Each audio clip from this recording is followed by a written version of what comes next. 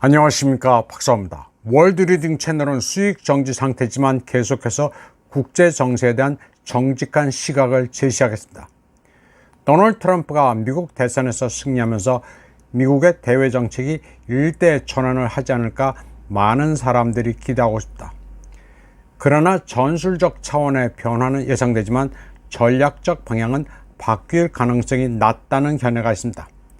모스크바 고등경제대학의 방문연구원인 알란 룰라예프는 트럼프 행정부의 외교정책 변화에 큰 기대를 하지 말라고 권고합니다.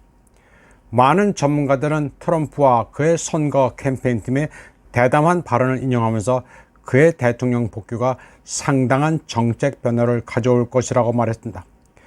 그러나 의회 양원에서 공화당이 다수당을 차지하더라도 트럼프가 이 분야에서 자신의 약속을 온전히 이행할 가능성은 낮다고 롤라예프는 말했습니다. 그는 실질적인 외교정책 변화에 대한 현재 우려는 트럼프의 첫 임기 때와 흡사하다고 분석했습니다. 당시 그의 강력한 발언은 종종 정책 변화로 여겨졌지만 궁극적으로는 그렇지 않았다고 했습니다. 백악관으로 돌아온 트럼프는 외교정책에 미국 우선 원칙을 다시 도입할 것으로 예상되는데, 이는 국제 문제에 대한 보다 실용적인 접근 방식을 의미하지만 반드시 외교정책 목표와 우선순위에 대한 전면적인 변화를 수반하지는 않는다고 분석했습니다. 그리고 트럼프의 2016년 승리 이후 미국 외교정책의 불가피한 급진적 변화에 대한 기대는 거짓으로 판명됐다고 말했습니다. 예를 들어 공화당은 나토를 해체하고 러시아와 더 긴밀한 관계를 구축하고 중국에 대해 더 강경한 입장을 취하겠다고 약속했습니다. 트럼프는 유럽 국가들의 국방비 지출 부족을 비판했고 나토에서 미국의 역할을 줄이겠다고 거듭 위협했습니다. 그는 나토 국가들이 방위비를 늘려야 한다고 다시 주장할 수 있으며 미국이 주요 부담을 져서는 안 된다고 강조할 수도 있습니다. 이러한 접근 방식은 동맹 내에서 긴장을 조성하고 책임을 재분배하는 결과를 낳았으며 궁극적으로 유럽이 자국 안보에 더 많이 관여하도록 장려함으로써 나토를 강화했습니다. 트럼프는 또한 모스크바와 더 긴밀한 관계를 맺고자 하는 욕구를 표현했으며 푸틴에 대해 긍정적으로 말했고 중국을 포함하는 새로운 핵무기 통제 조약을 추진했습니다. 그러나 이러한 야망은 러시아에 대한 추가 제재와 우크라이나에 대한 지원 증가로 이어졌고 러미 관계의 실질적인 개선은 불가능했습니다. 트럼프 정권 하에서 미국은 중국과 활발한 무역 전쟁을 시작했고 하이테크 분야에서 협력을 제한했으며 아시아와 다른 지역에서 중국의 영향력을 상쇄하기 위한 조치를 시행했습니다. 그러나 이러한 대립적인 조치는 오바마 행정부가 시작한 피벗 투 에이시아 전략의 논리적인 연속이었으므로 주요 정책 전환의 정의에 해당하지 않는다고 롤라예프는 말했습니다. 그는 트럼프 두 번째 임기의 주요 외교정책 우선순위 중 하나는 우크라이나 갈등이라고 말했습니다. 트럼프는 선거운동 기간 동안 대통령으로서 러시아와의 전쟁을 빠르게 끝낼 수 있다고 주장했습니다. 그러나 그는 또한 우크라이나에 대한 지원을 늘리겠다고 약속하지 않을 것이며 유럽 국가들이 우크라이나 지원에 대한 책임을 더 많이 져야 한다고 주장했습니다. 미국이 더 이상 키예프에 돈을 쓰지 않겠다는 것일 뿐입니다. 그리고 우크라이나는 유럽이 알아서 하라는 투였습니다. 트럼프와 러시아 관계는 모순으로 점철됐습니다. 한편으로 그는 푸틴과 더 따뜻한 관계를 추구하면서 푸틴에 대해 긍정적인 용어로 반복해서 말했습니다. 그는 푸틴을 똑똑한 사람이라고 부르면서도 우크라이나에서의 러시아 작전을 비난하며 푸틴의 엄청난 실수라고도 했습니다. 이러한 불일치는 새로운 공화당 행정부에서 워싱턴이 취할 입장에 대한 불확실성을 만들어냈습니다. 현재 바이든 행정부는 이미 우크라이나 피로의 징후를 보였습니다. 키예프에 대한 값비싼 지원에 지쳐있는 것입니다. 미국 여론도 우크라이나에 대한 현재 지원 수준을 유지하는 데 대한 지지가 꾸준히 감소하고 있음을 반영하고 있습니다. 따라서 트럼프 행정부는 우크라이나 갈등에 보다 실용적인 해결에 초점을 맞춘 전략을 채택할 수 있습니다.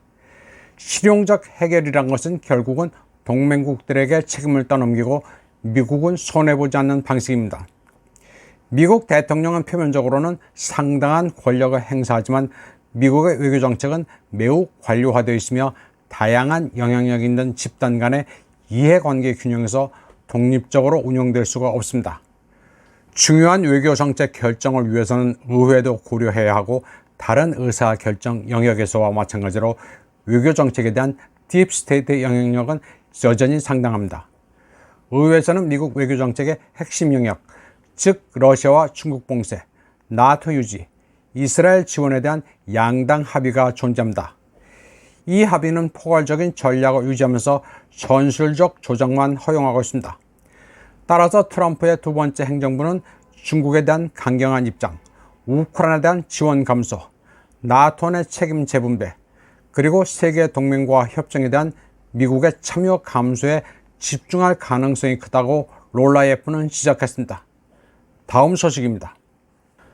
보리스 존슨 전 영국 총리는 트럼프가 우크라이나에 대한 방위비를 삭감할 경우 영국군을 우크라이나에 보낼 수 있다고 경고했습니다. 그는 영국이 러시아와의 분쟁에서 우크라이나가 패배하도록 내버려둘 수 없다면서 GB 뉴스와의 인터뷰에서 이같이 말했습니다. 보리스 존슨은 우크라이나에서의 러시아 성공이 미국과 그 동맹국들에게 다양한 전선에서 안보 위기를 불러일으킬 것이라고 주장했습니다. 그는 러시아가 승리할 경우 그 다음은 발틱 3국, 조지아가 영향권에 들 것이라면서 남전하에도 영향이 미칠 것이라고 말했습니다.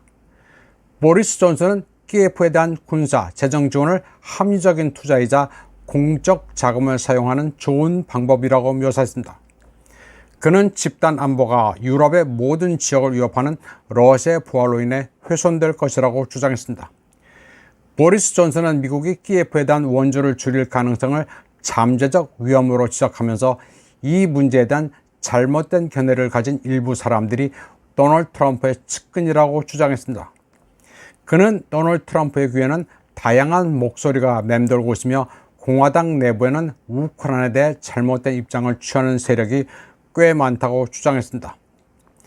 얼마 전 영국의 텔레그래프는 트럼프의 우크라이나 종전 방안이라면서 러우 경계선에 비무장지대를 설치하고 나토와 영국군을 파병한다는 시나리오를 보도한 바 있습니다. 이 황당한 시나리오에서 미국은 병력을 보내지 않을 것이며 키예프에 무기만 대주는 역할을 하는 것으로 되어 있습니다. 역시 소식통을 이용한 소설성 기사지만 트럼프 인수위는 여기에 대해 반응하지 않고 있습니다. 어차피 미국 돈 들어가는 것은 아니니 니들 마음대로 해볼 테면 해보라는 심사입니다. 또 미국으로서는 밑자의 본전인 측면도 있습니다. 러시아는 어차피 전략적 측면에서 경쟁 상대니 우크라이나 다음에 영국과 유럽이 싸우든 말든 상관없습니다. 한국 정부가 키예프에 무기를 보내는 애 만회하는 데 대해서도 트럼프는 사실 관심이 없는 것으로 봐야 합니다. 한국이 나토의 유럽 국가와 손잡고 뭘 하든 미국 돈 쓰는 게 아니기 때문입니다. 이번 방송은 여기까지 하겠습니다. 시청해주신 여러분 감사합니다.